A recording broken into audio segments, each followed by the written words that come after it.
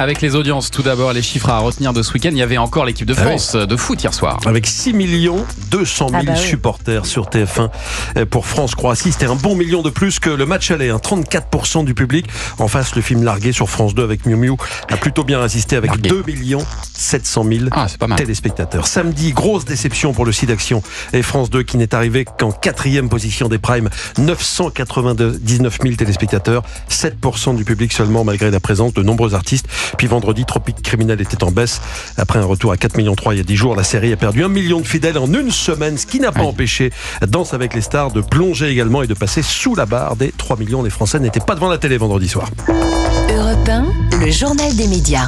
Et puis retour tout d'abord sur la grande info du week-end. L'émission Touche pas à mon poste s'arrêtera après-demain. L'émission TPMP présentée par Cyril Hanouna avait pourtant survécu à l'arrêt de la chaîne C8 il y a un mois. Diffusée notamment sur YouTube, Dailymotion et les box internet, l'émission faisait même de bonnes audiences depuis le début du mois de mars avec ce nouveau format web télé. Mais vendredi soir... Donc mercredi, les chéris, ce sera la dernière de Touche pas à mon poste. On va faire une grosse fête. Fiesta, puisqu'on va maintenant se consacrer à notre projet futur.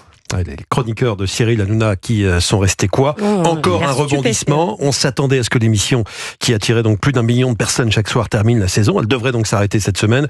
Cyril Hanouna a signalé, vous l'avez entendu, qu'il allait avec ses équipes travailler sur la suite. Mais y a-t-il une autre raison qu'on ignore ? Y aura-t-il encore un autre retournement de situation ? Peut-être qu'on peut s'attendre à tout la suite au prochain numéro.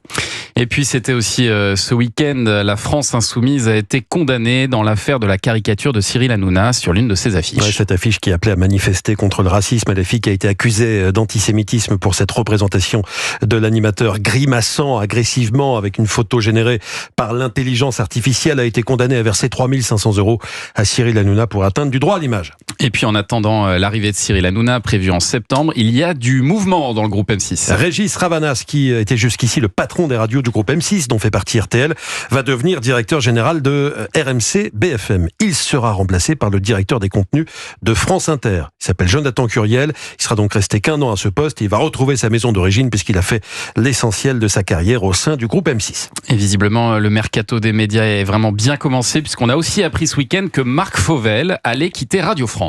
Oui, du coup, avec Jonathan Curiel, ça fait 2 départs de Marc en quelques heures pour la radio publique. Après 27 années passées à Radio France, Marc Fauvel, qui avait notamment animé les matinales de France Info, va lui aussi, selon le Parisien aujourd'hui en France, rejoindre BFM TV comme Régis Ravanas.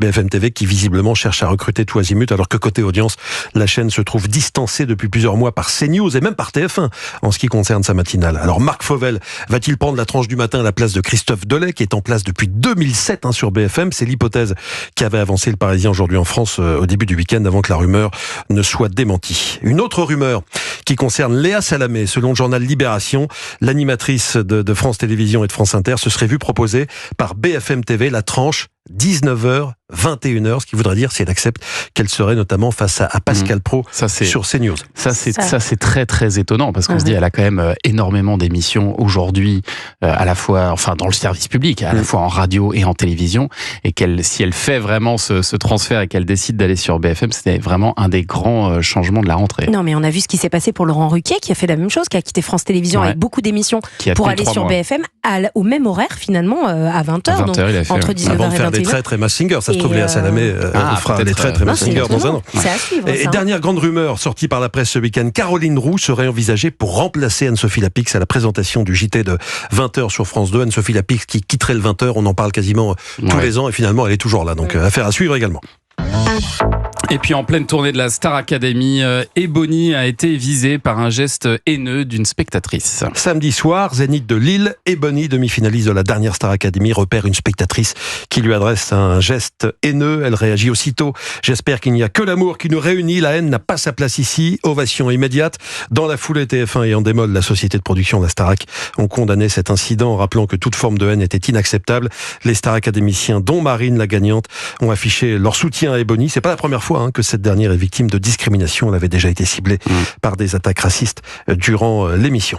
Et Bonny qui était bien finaliste même de la Star Academy. J'ai dit demi-finaliste. Finaliste quand même. Finaliste, oui. Et alors pour finir, on a appris que la plateforme Max et M6 allaient s'associer pour revisiter un roman absolument mythique. Ils vont revisiter Belphégor, l'iconique fantôme du Louvre qui avait déjà fait peur à toute la France lors d'une première version télé en 1965.